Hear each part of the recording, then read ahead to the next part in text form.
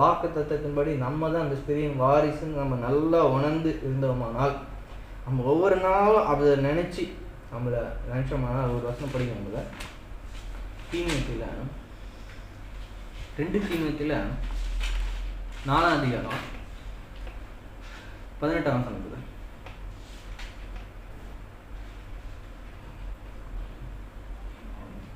தீங்கு அனைத்திலிருந்தும் அவர் என்னை விடுவித்து தம் விண்ணரசில் சேர்த்து எனக்கு மீட்பளிப்பார். கர்த்தர் எல்லா தீமையிலிருந்து என்னை ரட்சித்து தம்முடைய பரம ராஜ்யத்தை அடையும்படி என்னை காப்பாற்றுவார். அதுலேயே 4ஆம் வசனம் படிங்க.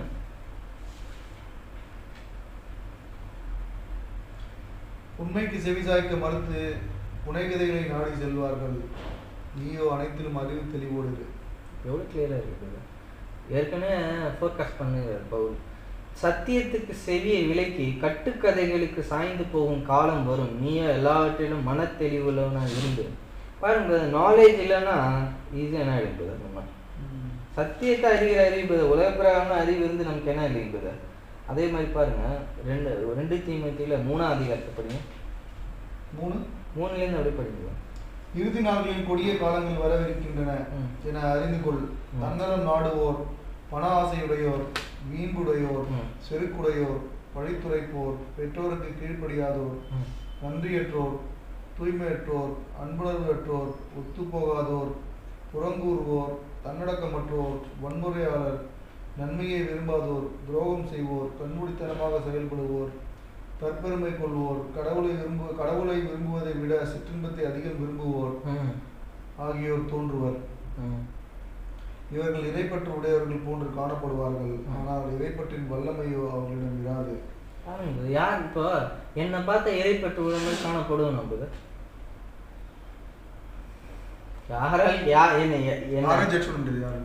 சும்மா இப்படி போவேன் அப்படி நினைப்பேன். என்னை எவ்வளோ பேர் கிறிஸ்தவன் கூட என்ன கிறிஸ்தவன் ஒரு எப்படி நான் சொல்ல வரேன்னா, ஃபார் எக்ஸாம்பிள் நடந்த கதையை சொல்கிறேன் பிரதர். ஒருத்தர் இது மாதிரி என்னை பற்றி கொஞ்சம் எங்கள் உறவினர் பெருமையாக சொல்லிட்டாங்க. என்னை பற்றி என் தம்பி ரொம்ப பைபிள்லாம் படிப்பான் அப்படி இப்படின்னு சொன்னோன்னா, நான் அது மாதிரி ஒருத்தங்களை சந்திக்கும் போது உங்களை பற்றி சொன்னாங்க, பாஸ்டர் நீங்கள் பையனுக்கு ப்ரேயர் பண்ணணும்னு நான் சொன்னேன். அவங்களுக்கு கொஞ்சம் வசனத்தை சொல்லிவிட்டு ப்ரேயர்லாம் பண்ண தேவையில்ல அப்படின்னு அவங்களுக்கு ஒரு மாதிரி ஆகி, சரி நீங்கள் எந்த சபைக்கு போகிறீங்கன்னு கேட்டாங்க. நான் அது மாதிரி சொன்னேன். அவங்க உடனே அடுத்து கேட்டாங்க, நீங்கள் அங்கே ஆராதனைலாம் செய்வீங்க.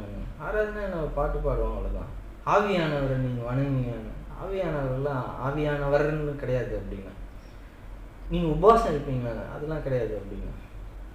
நீங்கள் இந்த என்னது அபிஷேக கூட்டங்கள் அதெல்லாம் கிடையாது அப்படின்னா. அப்புறம் நீங்கள் நகை போட்டிருப்பீங்களாங்க, சர்ச்செல்லாம் அது மாதிரிலாம் கிடையாது, போட்டு கூட வச்சுக்கலாம், பூ வச்சுக்கலாம், அதெல்லாம் ரெஸ்ட்ரிக்ஷன் கிடையாது அப்படின்னா. அதுக்கப்புறம் நீங்கள் பிசாசு போய் இதெல்லாம் இது பண்ணுங்க, அது கிடையாதுங்க அப்படின்னா. நான் அப்போ ஆராதனை செய்ய மாட்டீங்க, உபவாசம் இருக்க மாட்டீங்க, ஜபம் பண்ண மாட்டீங்க,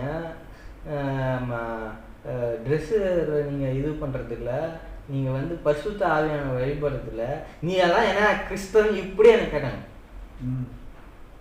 நான் சொல்ல எனக்கு புரியுதுங்க அது. ஏன்னா தேவ பக்திக்கு ஏதுவான வெளிப்பிரகாரமான வேஷம் எதுவுமே என்கிட்ட இல்லைங்க. நான் சொல்ல எனக்கு புரியுதுங்க. ஆனால் நிச்சயமாக என்ன சொல்ல முடியும், ஒரு 1 டே என்னோட ஸ்பெண்ட் பண்ணாங்கன்னா புரியுதுங்க, அது நான் கிறிஸ்டியனாக இருந்தால் கூட கொஞ்சம் யோசிப்பாங்க, ஏதோ டிஃப்ரெண்ட் இருக்குன்னு யோசிப்பாங்க. நம்மளுடைய ஒவ்வொரு கிரியைகள்லையும் என்ன இருக்கும், நம்ம ரொம்ப டிஃப்ரெண்ட் இருக்கும். நான் சொல்ல எனக்கு புரியுதுங்க. இப்போ இங்கே என்ன சொல்கிறாருன்னா, தேவ பக்தியின் வேஷத்தை தரித்து அதன் பலனை மறுதளிக்கிறவர்களாக இருப்பார்கள், இப்படிப்பட்டவர்களை நீ விட்டு விலகு. அப்போது தேவ பக்தியின் வேஷம் புரியுதுங்க நான் சொல்கிறது. ஆனால் அவங்களுக்கு கிரியை எப்படி இருக்குன்றது இன்னைக்கு பார்க்கும்போது இவர்கள் இறைப்பற்று உடையவர்கள் போன்று காணப்படுவார்கள், ஆனால் இறைப்பற்றின் வல்லமையோ அவர்களிடம் இராது. இறைப்பற்று போல தெரியும் என்பது பேசுறதெல்லாம் இறைப்பற்று பார்க்கணும். அவங்க பேச்சு அப்படியே நான் பேசுறது சொல்லும் போது என்ன லோக்கல் தமிழாக இருக்குது அப்படின்ட்டு அது பதில் சொல்லியிருக்கிறாங்க. கொஞ்சம் நீங்கள் என்ன பண்ணலாம், தமிழ் நான் சொன்னேன், நீங்கள் தமிழை பார்க்குறது நான் என்ன பேசுகிறேன் அதில் தப்பு இருக்கான்னு பாருங்க, நான் இதெல்லாம் கவனம் செலுத்துறது இல்லை. ஆனால் நான் தப்பான வார்த்தையை சொல்ல மாட்டேன். அது எப்படி இழுத்து எப்படி போனால் என்ன இருக்குது பிரதர், நம்ம மெட்ராஸில் பிறந்திருக்கிறோம், அப்போ பேச்சு கொஞ்சம் அப்படி தான் வரும். நீங்கள் அதை கவனிக்காதீங்க. நான் என்னோட கவனத்தை நான் எப்படி பேசுகிறேன்றதுல கவனிக்கிறது இல்லை, என்ன பேசுகிறேன். ஆனால் எப்படி போய் விரும்புகிறாங்க பிரதர், என் அன்பு அப்படி சொல்லி ஒரு மாதிரி பண்ணோம்னா அங்கே அப்படியே ஒரு உருக்கமான ஒரு என்ன இருக்குது. எதுக்கு நான் சொல்ல வரேன்னா, தேவ பக்தியின் வேஷம் சும்மா அது மட்டும் இல்லைங்க. நம்மளை போய் இப்போ பார்க்கும்போது ஒரு மீட்டிங் நடக்குது ஒரு இடத்துல, ஒரு இந்த சர்ச்சு சார்ந்தவங்கன்னு சொல்லிட்டு எல்லாம் சேரில் உட்கார வச்சாங்க. என்ன நான் போய் இது பண்ணும்போது நீங்கள் நம்ம அடி என் ஃப்ரெண்ட் ரோல நான் உட்காரணும் விரும்பல, ஆனால் நான் உட்கார வைக்கல. ஏன்னா இவர் என்ன பாட்டு எது இருக்கிறாரு. ஏன்னா மற்றவங்களுடைய கெட்டப் அப்படி அவங்களுக்கு அதை அக்செப்ட் பண்ண முடியல. ஆமா, பாஸ்டர்னா இப்படி இருக்க முடியாது, இப்படிதான் இருக்கணும் அவர் பேச்சு. அவரு நான் விசுவாசிங்கன்னு சொல்லக்கூடிய சாதாரணமா இருக்கிறேன், நார்மலா இருக்கேன். புரியுதுங்களா? ஏன் நான் சொல்ல வரேன்னா, அப்போ தேவ பக்தியின் வேஷம், இப்போ அந்த வேஷம் போட்டிருக்கோம், தனியை ஏமாத்திக்கிறான், தேவனை ஏமாத்துறான், தன் கூட இருக்கிற மனுஷனை ஏமாத்திக்கிறான். ஆனா உள்ளுக்குள்ள எப்படி இருக்கான்னா, அவன் தற்பெயரான், தனக்கு விரும்பின மாதிரி அவனுடைய தேவைகளை சந்திக்கிறதுக்காக ஊழியம் செய்கிறது பெரும்பாலானவங்க இருக்கிறாங்க. சோம்பேறித்தனமாக இருக்கிறதுனால ஒரு ஃபேமிலியை உழைச்சி சம்பாதிச்சு குடும்பத்தை காப்பாற்றுறதுக்கு விருப்பம் இல்லாமல் எவ்வளோ பேர் பைபிள் எடுத்தவங்க எனக்கு தெரியும் பிரதர். வீடு வீடாக போகிறது, ஜபம் பண்ணுறது, காணிக்கை வாங்குறது. சரிங்களா? அப்போ நான் கேட்குறேன், ஊழியம் அதாவது இப்போ பிரதர், நான் அவங்க வசதியாக வாழ்கிறதுல நான் எனக்கு எந்த தடையும் எதுவும் இல்லை. ஆனால் ஒரு கிறிஸ்துவ ஊழியம் சொல்லி எதை ஆசீர்வாதமாக ப்ரொக்ளைம் பண்ணுறாங்க. ஒரு அந்த பாட்டு இப்படி இருந்தா இருப்ப, இடம் கட்டிட்டு இருப்ப, இவ்வளோ போயிட்டு இந்த காரில் அந்த காரில் போனார் அப்படின்னு தான். புரியுதுங்களா என்ன சொல்றது? அவங்க பணத்தை என்ன பண்ணுறாங்க, நீங்கள் 5000 ரூபாய் டொனேஷன் பண்ணால் இப்படி ப்ரேயர் பண்ணுவோம், 10,000 ரூபாய் கொடுத்தா அப்படி ப்ரேயர் பண்ணுவோம், சர்டிஃபிகேட் வேறு கொடுக்குறாங்க, ஃபோட்டோ வேறு போடுறாங்க. எப்படி இது யோசிப்பாரு. அதே மாதிரி இப்போது அந்த ஒரு வருத்தப்பட்டு அந்த கஷ்டமா நஷ்டமா பாவமா இதெல்லாம் வாங்க, நான் உங்களுக்கு என்ன பண்ணுறோம், நம்ம இது மாதிரி நாம் இன்னைக்கு ஒரு பிரதர் நமக்கு ஃபோன் பண்ணாங்க, இந்த மாதிரி போய் மீட்டிங் நடத்தணும்னு சொல்லும்போது, பிரதர் இப்போலாம் சுனாமி அந்த பகுதியில் ரொம்ப பாதித்ததுனால பணம் கொடுத்தாதான் கிறிஸ்தவனாவே ஏதோ பணம் கொடுப்பாங்கன்னு எதிர்பார்க்குறாங்க பிரதர். நீங்கள் எங்கள் பகுதியில் மீட்டிங் போனால் ஏதாச்சும் கொஞ்சம் கொடுங்க. எப்படி இருக்கு பிரதர்? அதே மாதிரி ஸ்டைஃபன் கொடுத்து பைபிள் கிளாஸ் எடுக்கணுமான்னு கேட்குறாங்க பிரதர். எடுக்கிறாங்க. அது மாதிரி ஏன் எடுக்கிறாங்க? ஃபாரின்லேருந்து ஃபண்டு வாங்குறாங்க, அதை நாங்கள் இப்படிலாம் பண்ண கணக்கு காட்டுறாங்க. எவ்வளோ பேர் எனக்கு தெரியும் பிரதர். ஏன் சொல்கிறேன், இவங்க ஸ்திரீன் வாரிசு கிடையாது. ஒரிஜினல் ஸ்திரீன் வாரிசை சாத்தான் கண்டுபிடிக்க முடியும், மனுஷன் கண்டுபிடிக்க முடியாது. சாத்தானுக்கு தெரியும் பிரதர் யார் வாரிசு யாரு வாரிசு இல்லை. அப்படி இருக்கிற நாமளை அப்படி எப்படி டிவைட் பண்ண, இப்படி டிவைட் பண்ணாம பிரதர். அவங்க பாருங்க 7ஆம் வசனத்தை படிங்க, 3:7 படிங்க.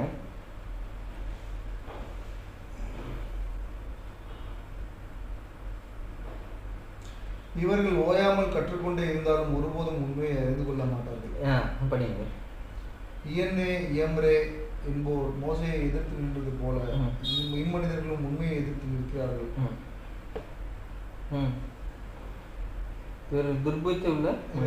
எதிர்த்து நிற்கிறார்கள். இவர்கள் சீரழிந்த மனம் கொண்டவர்கள், விசுவாசத்தில் தேர்ச்சியற்றவர்கள். ஆனால் இனி இவர்கள் அதிகம் முன்னேற மாட்டார்கள், ஏனெனில் அவரிவருக்கும் நேரிட்டது போன்று இவர்களும் அறியாமை வெளியாகிவிடும். அதாவது இவங்க இம்மிடியா இந்த மந்திரவாதி. Okay okay. இப்போ நமக்கு என்ன சொல்றாருன்னா, நம்ம எவ்வளவுதான் இவங்க கத்துக்கிட்டா கூட முன்னேற மாட்டாங்க.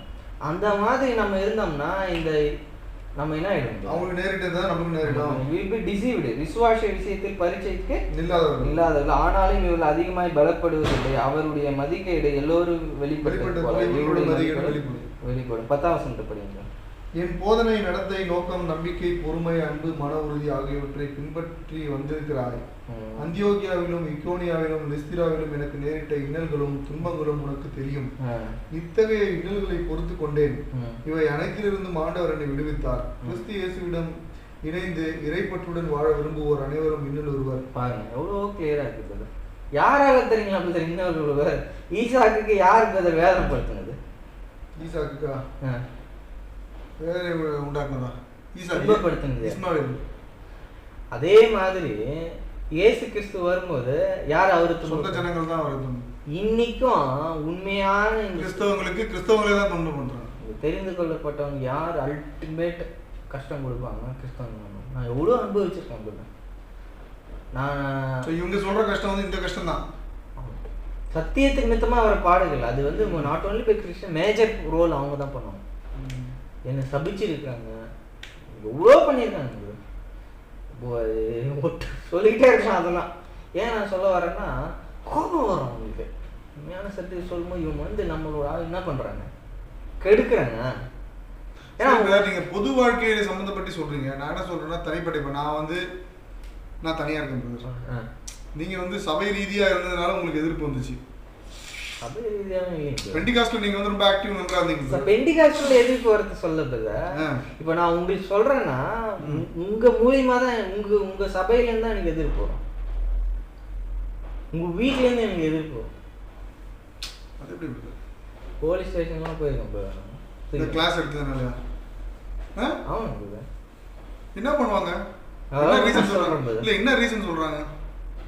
அதாவது அவங்களுக்கு வந்து அது நிறைய ரீசெண்டாக நிறைய விஷயம் இல்லை. ரீசன் என்ன சொல்றாங்க? எங்களுடைய பாரம்பரியம் இதுதான், நீ உங்களுக்கு சொல்லி இது கிடைக்காது, அவ்வளோதான். அது பைபிள் அப்படி இருந்தால் இருந்துட்டு போட்டோம். எங்களுடைய பாரம்பரியம் தனிநபர் சுதந்திரம் தானே சொல்றாரு. அது நீங்கள் சொல்கிறீங்க. இப்போ எனக்கு வந்து இதுல உடன்பாடு இல்லை, நீங்க சொல்றது எனக்கு பிடிக்கல, நான் நம்பலைன்னா நீங்க நம்புறீங்க பிரதர்.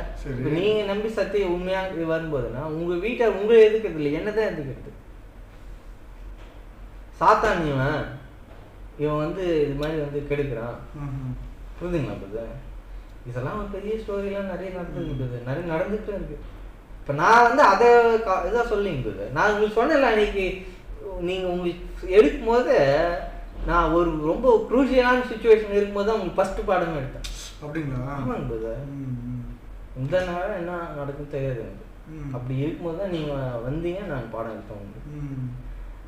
அது எப்படிப்பட்ட சுச்சுவேஷன் இருந்தான்னா ரொம்ப பயங்கரமான சுச்சுவேஷன் பிரதர். அது மாதிரி இருந்து ரொம்ப அப்படியே அப்செட் ஆகிட்டுன்னு வச்சுக்கோங்களேன். அப்செட்டாக இருக்கும்போது திடீர்னு பார்த்தா நீங்கள் மாற்றினது மதியானம் 1:30 மணிக்கு பாடம் இருக்குன்னு சொல்கிறீங்க. நான் இன்னைக்கு ரொம்ப இது உங்களுக்கு ஆக்சுவலாக நான் எடுக்கல பிரதர், இன்னைக்கு எனக்கு தான் எடுத்துக்கிட்டேன் நான், தெரியுங்களா? உங்களுக்கு தெரிஞ்சிருக்கும். ஆனால் தேவன் என்னோட விசுவாசத்தின் மூலமாகவே என்னை நிற்க வச்சார். எனக்கு என்னோட விசுவாசத்தை அப்படியே தாங்கினார். எனக்கு அப்படியே விசுவாசம் ட்ரெயின் ஆகல, சோர்ந்து போயிட்டேன் நான், டயர்டாயிடுச்சு. அப்படியே இது மாதிரி சோதனைகள், இது மாதிரி போராட்டங்கள், அது நோவேன்ற மாதிரிலாம் லாக் ஆகணும் பிரதர். அது மாதிரிலாம். ஸோ அவங்க என்னென்னா நான் சத்தியம் சொல்கிறதுனால என்ன இது பண்ணல, என் வீட்டார்கிட்ட பிரச்சனை பண்ணுறாங்க. அதெல்லாம் இருக்குது பிரதர். நான் எது சொல்ல வரேன்னா அன்றையும் தேவ பக்தியாக நடக்கிறவர் வந்து சத்தியத்தின் மீது துன்பப்படுவாங்க, கடன் வாங்கி கஷ்டப்படுறது இல்லைங்க பிரதர். அது சொல்ல வரேன் நான். இப்போ பாயிண்ட் வந்து நான்லாம் வந்து குறைவு பிரதர். அவங்க அனுபவிச்சுலாம் அதிகத்துலேயும் அதிகமாக அனுபவிச்சிருக்கிறாங்க. அப்போ சிலர்கள் இருக்காங்க, நம்ம வந்து அது குறைவானது அனுபவிக்கிறோம். புரியுதுங்களா? எதுக்கு சொல்ல வரேன்னா சத்தியத்தை சொல்லும் போது வர பாடுகள் தான் கிறிஸ்துவின் பாடுகள். நம்மளுடைய சுய இச்சைக்காக கஷ்டத்துக்காக கடன் வாங்கி செலவு பண்ணிட்டு கடன்காரனாக ஆகிட்டு நம்ம போய் இன்னொருத்தங்கிட்ட சண்டை போட்டுட்டு அவங்க என்னை திட்டிட்டாங்கன்னு சொல்லிட்டு இது பாடுகள்னா பாடுகள். அதுதான் அந்த பாயிண்ட்டுக்கு வர. இவங்க தற்பு பிரியராகவும் இருமாப்பு உள்ளவர்களாகவும் சுய பிரியரானா நான் இருக்கிறதுலாம் யாராக கூட அப்புறம் எப்படி பிரதர் எனக்கு நல்லது நடக்கும்? கஷ்டம் வரதானே செய்யணும். நான் வேலை செய்கிற இடமா இருக்கணும். அப்போ நம்ம என்ன பார்க்கணும், சத்தியத்தை சொல்றது மித்தம் வரக்கூடிய பாடுகள் துன்பங்கள், அதுதான் அன்றையும் தேவ பக்தியா இருவர் யாவரும் துன்பப்படாதுன்னா இது எப்படிப்பட்ட கஷ்டம். இப்போ அதான் இயேசு கிறிஸ்துவின் பாடுன்னா நீங்கள் பைபிளை படிக்கிறதுனால அதை பேசுறதுனால புரியுதுங்க. நான் வந்து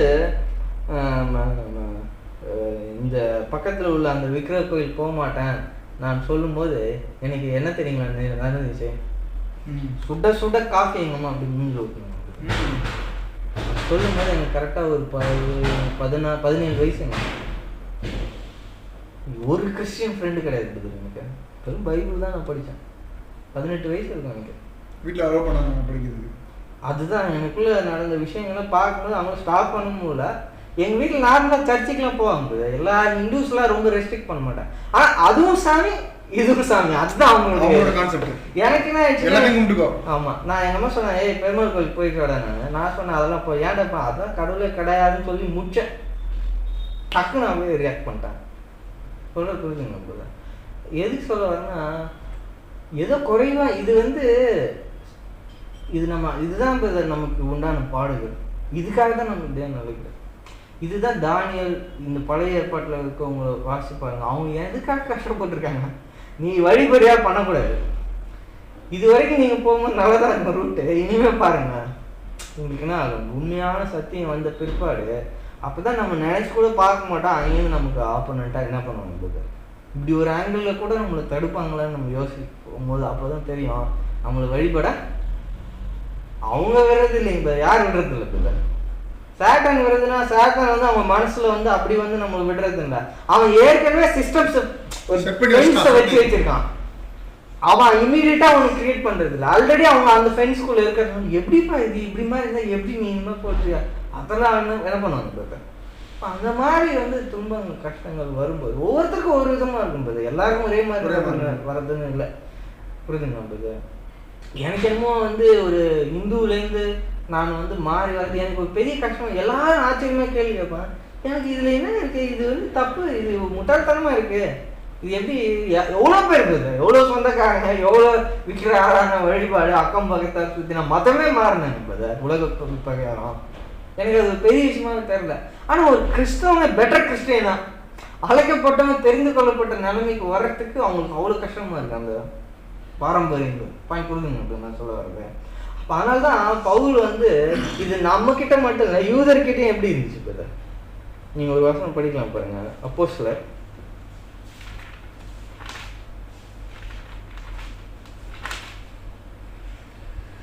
அப்போஸ்தலர் 13:46 இருக்குது.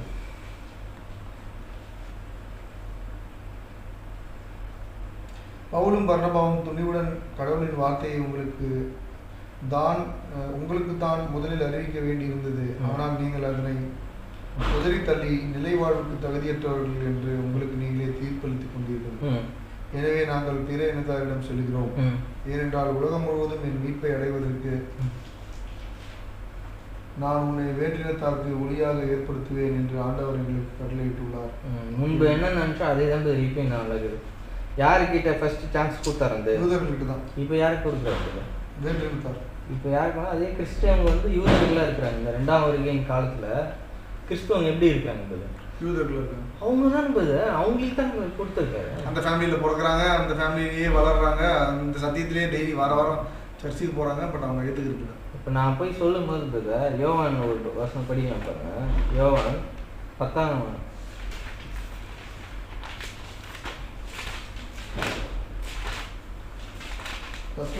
10 நான் படிக்காங்க 10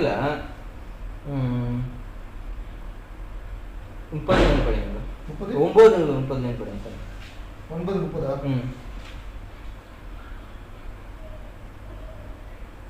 அதற்கு அவர், இது வியப்பா இல்லையா? எனக்கு பார்வை அளித்திருக்கிறார், அப்படி இருந்தும் அவர் எங்கிருந்து வந்தவர் என தெரியாது என்கிறீர்களே. பாவிகளுக்கு கடவுள் செவி சாய்ப்பதில்லை, இறைப்பற்றுடையவராய் கடவுளின் திருவுளப்படி நடப்பவருக்கு அவர் செவி சாய்க்கிறார் என்பது நமக்கு தெரியும். பிறவிலேயே பார்வையற்றிருந்த ஒருவர் பார்வை பெற்றதாக வரலாறு இல்லையே. இவர் கடவுளிடமிருந்து வராதவர் என்றால் இவரால் எதுவும் செய்திருக்க முடியாது என்றார். அவர்கள் அவரை பார்த்து, பிறப்பிலிருந்தே பாவத்தில் மூழ்கி கிடக்கும் நீயா எங்களுக்கு கற்றுக்கொள்கிறார் என்று சொல்லி அவரை வெளியேற்றினார். அந்த குருடன் எனக்கு பார்வை கிடைச்சிச்சுன்னு சொல்லி அந்த யூதர்களிடம் சொல்லும்போது, பிறப்புலேயே நீ பார்வை நீ எனக்கு வந்து சொல்லுன்னு சொல்லி அவங்க என்ன பண்ணாங்க. இப்போ நான் எப்படி தான் இருக்கேன்? குருடனாக தானே இருக்கிறேன் இல்லைங்களா? இப்போ சாத்தான் என்ன பண்ணி வச்சிருந்தேன், என்னோட கண்ணை குருடாக்கி தானே வச்சுருந்தேன். இப்போ எனக்கு பார்வை அடைஞ்சு நான் போய் சொல்கிறேன், நீங்கள் நம்ப மாட்டேங்குது. இதே வசனத்தை கோட் பண்ணி நான் சொல்லியிருக்கேன்.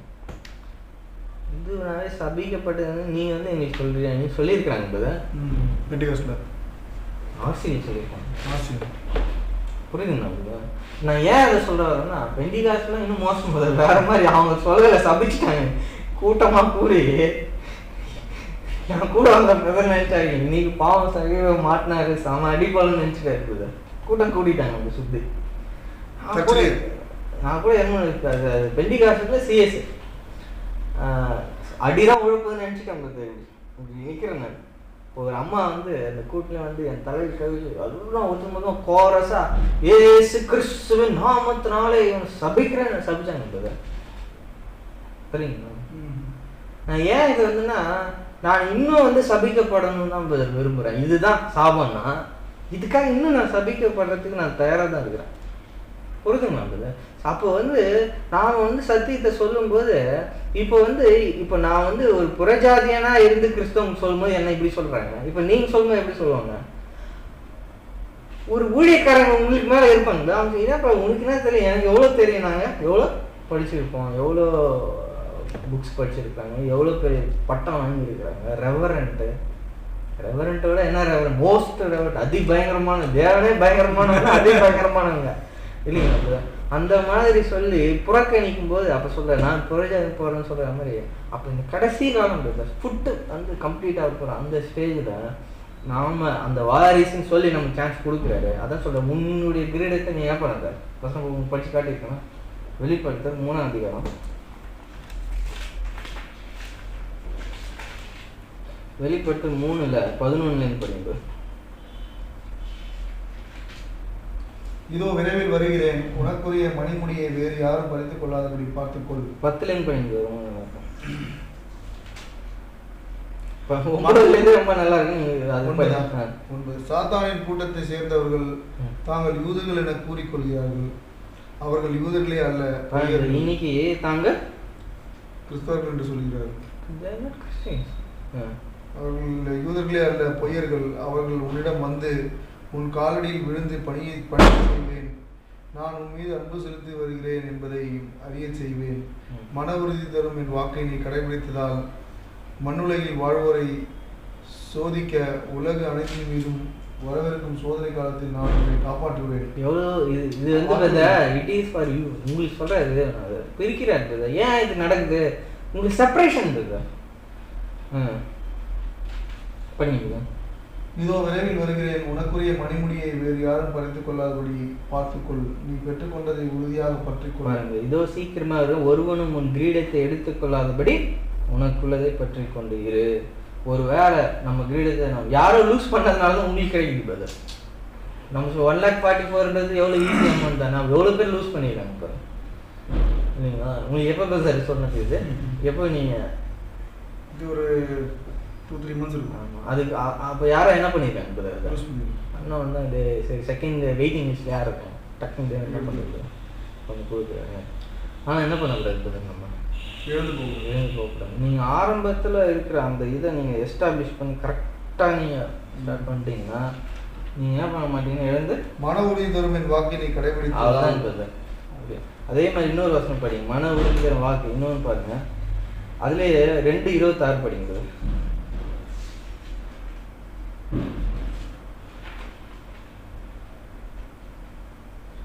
என் தந்தையிடமிருந்து நான் அதிகாரம் பெற்றிருப்பது போல வெற்றி பெறுவோர் 24 படிங்க. 2:24.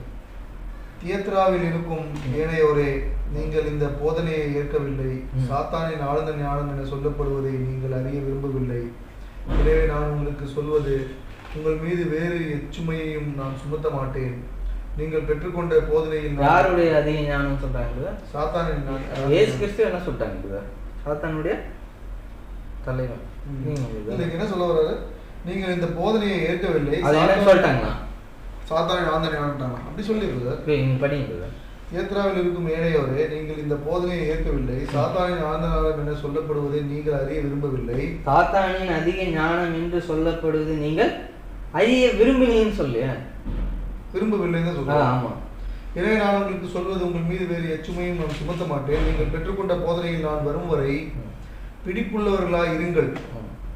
என் தந்தையிடமிருந்து நான் அதிகாரம் பெற்றிருப்பது போல வெற்றி பெறுவோருக்கும் என் செயல்களை இறுதிவரை செய்வோருக்கும் வேற்றினத்தார் மீது அதிகாரம் அளிப்பேன். அவர்கள் வேற்றினத்தாரை இருப்புக்கோளால் நடத்துவார்கள், குயவர் களத்தை போல நொறுக்குவார்கள், விடிவெளியும் அவர்களுக்கு கொடுப்பேன். கேட்க செவியுடையவர் திருச்சபைகளுக்கு தூய ஆவியார் கூறுவதை கேட்கட்டும். அப்போ வந்து பார்க்கும்போது இப்போ இந்த கடைசி காலத்தில் இப்போ இது வந்து ஒவ்வொரு காலத்தில் ஒவ்வொரு சபை எந்த மாதிரி இருந்துச்சுன்னு சொல்கிறாரு. நாம் இப்போ எந்த காலத்தில் இருக்கோம்னா லவோதிக்கேயா சபை 7வது சபையின் காலத்தில் தான் இருக்கோம். ஆனால் நமக்கு அந்த 7 சபையுடைய வாசகங்கள் எல்லாமே நமக்கு பொருந்தும். நம்ம பின்னாடி திரும்பி பார்க்குறோம் மற்ற காலங்கள்லாம் சபை எப்படி இருந்துச்சு, இந்த 1,40,000 என்ன மாதிரி பிரச்சனைகளை ஃபேஸ் பண்ணி ஒவ்வொரு காலப்பகுதியிலையும் கடந்து வந்தாங்க. நம்மளுக்கு வந்து 7th பீரியட்ல இருக்கிறோம் நமக்கு. ஆனால் எல்லாமே பாசிபிலிட்டி தான், எல்லாமே டூபிள் தான். இதுதான் ஆமாம். அப்போ 7ஆம் சபையில் வேற, ஆனால் ஒவ்வொன்றுத்துக்கும் ரிஸ்க் ஃபேக்டர் மாறிட்டே இருக்கு. 7ஆம் சபையின் காலத்தில் எப்படி ரிஸ்க் ஃபேக்டர் மாறுதுன்னா 3:18 படிக்கும்போது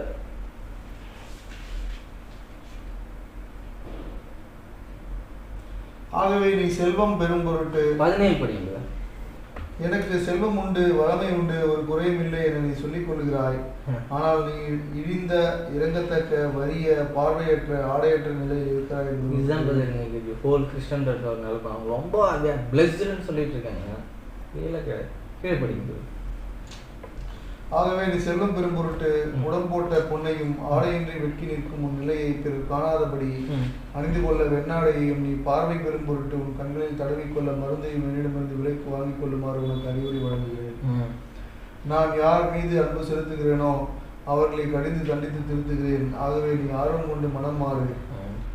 இதோ நான் கதவு அருகில் நின்று தட்டி கொண்டு ரொம்ப க்ளோஸ் ஆயிடுச்சு. இப்போ சொல்றாரு பாருங்க, ஒருவன் என் சத்தத்தை கேட்டு கதவை திறந்தால் அவனிடத்தில் நான் பிரவேசித்து அவனோடு போஜனம் பண்ணுவேன், அவனும் என்னோடு போஜனம் பண்ணுவான். நான் ஜெயம் கொண்டு என் பிதாவினுடைய சிங்காசனத்தில் அவரோடு கூட உட்கார்ந்தது போல ஜெயம் கொள்ளுகிறவன் எவனோ என்னுடைய சிங்காசனம் என்னோடு கூட உட்காரும். எதை பதர் ஜெயிக்கணும்? சாத்தான், உலகம், மரணம், பாவம் எல்லாத்தையும் ஜெயிக்க எப்படி ஏசு கிறிஸ்து ஜெயிச்ச போஜனம் பண்ணுவேன்னா என்ன பதர்?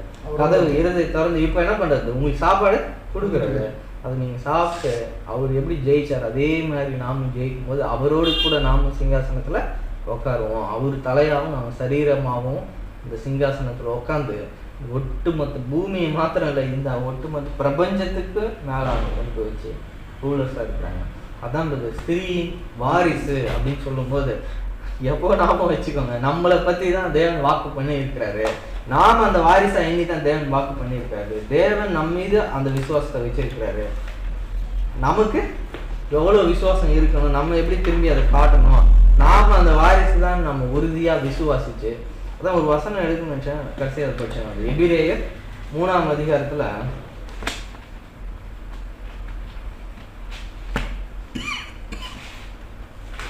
3:6 படிங்க. ஆனால் கிறிஸ்து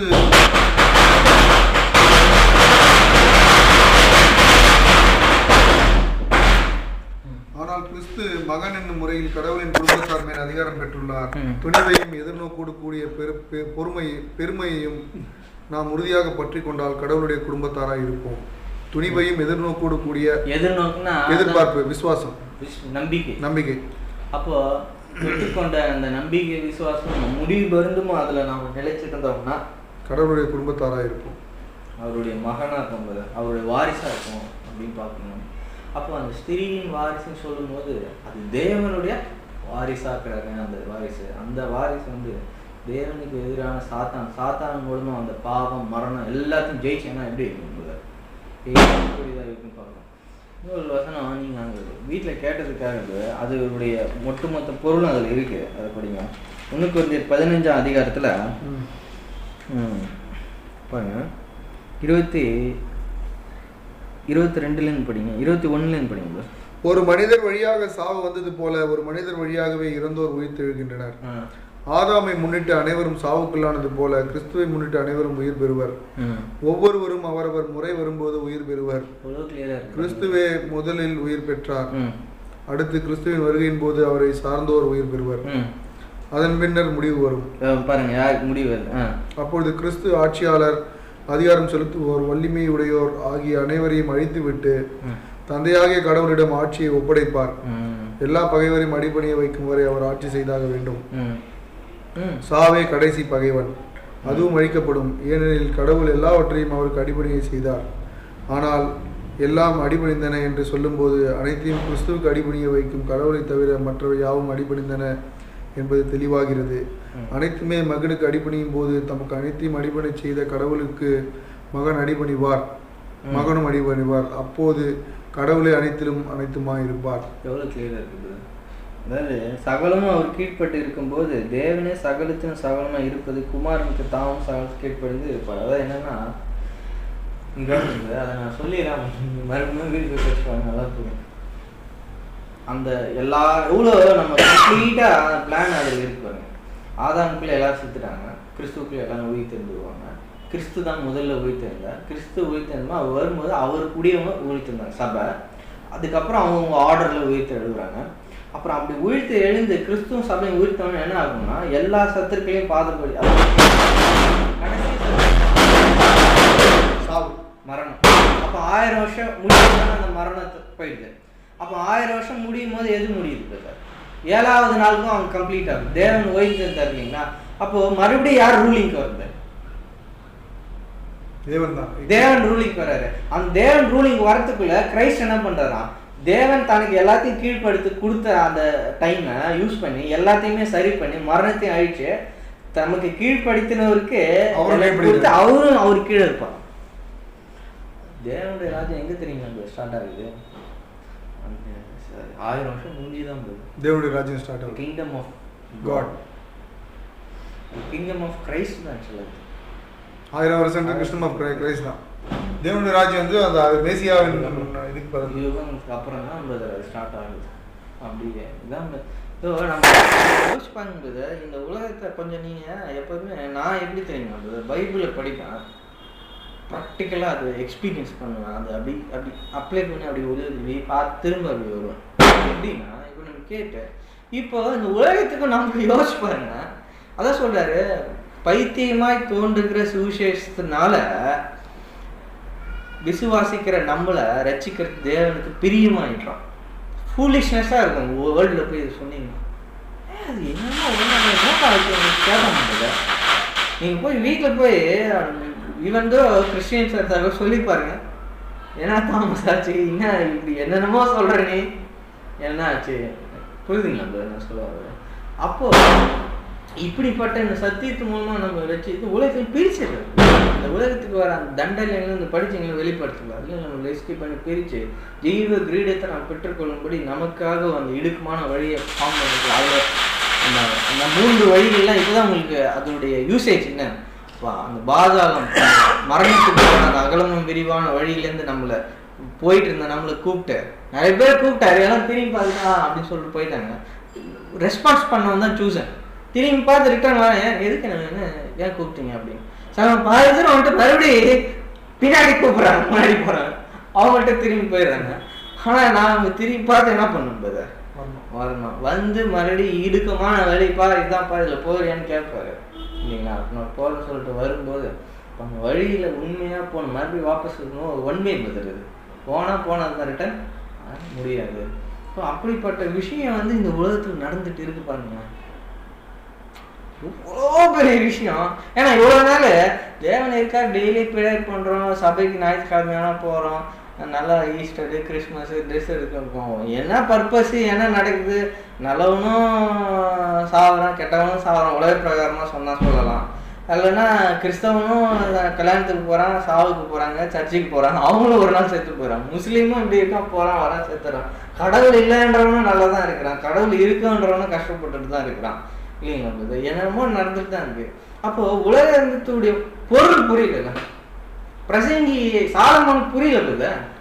மனுஷனுக்கு நான் ஒரு மிகப்பெரிய டாக்டரின் இருக்கு பிரசங்கில. சாலமோனுன்னு பெரியவர்னா என்ன பதில் அர்த்தம்? சாலமோனுக்கு தெரியல சாப்பிட்றது தூங்குறது தவிர உலகத்துல வேற எதுவுமே இல்லையா அப்படின்றது அவரு. ஏன்னா அவருக்கு காடோட பிளான் என்ன அப்படின்றது இல்ல, அதுலயே காட்ஸ் பிளான் இருக்குது, அவர் எழுதுனதுல இருக்கு. அவர் என்னன்னா மனுஷனுடைய நிலைமையை வச்சு அவரை சொல்றாரு. சாலமோன்னு அப்படி பர்டிகுலர் பண்ண கூடாது. நம்ம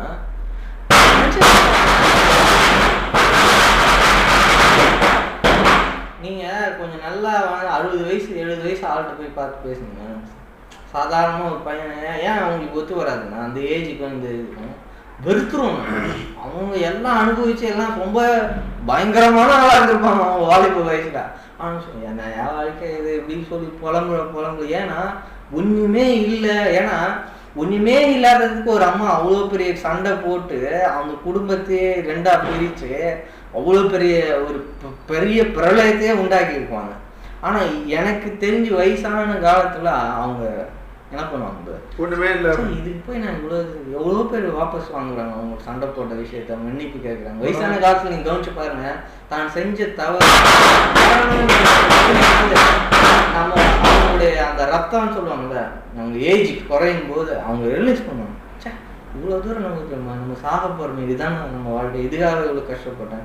ரொம்ப பேர் நிறைய கஷ்டப்பட்டு பணம் சம்பாதிச்சுட்டு சாக போகிற வயசுல அதை அனுபவிக்கணும்னு நினைப்பான். ஏன்னா எதுக்காக நான் இவ்வளோ கஷ்டப்பட்டு இதை சம்பாரிச்சேன்னு தெரியலையே, இப்படிலாம் சம்பாரிச்சு இவங்களுக்கு கொடுக்கறதுக்காக இவருக்காக நான் இவ்வளோ கஷ்டப்பட்டேன், இதான் நான் சொல்லி இதெல்லாம் நான் எப்படி சொல்கிறேன்னா தேவன் அதையும் எனக்கு புரிய வச்சார். ஒரு வாட்டி எனக்கு சிக்கன் குனியா வந்துச்சு, ஒரு 2005-06 எனக்கு. அப்போ நான் என்ன பண்ணேன்னா காரைக்காலில் இருந்தேன்.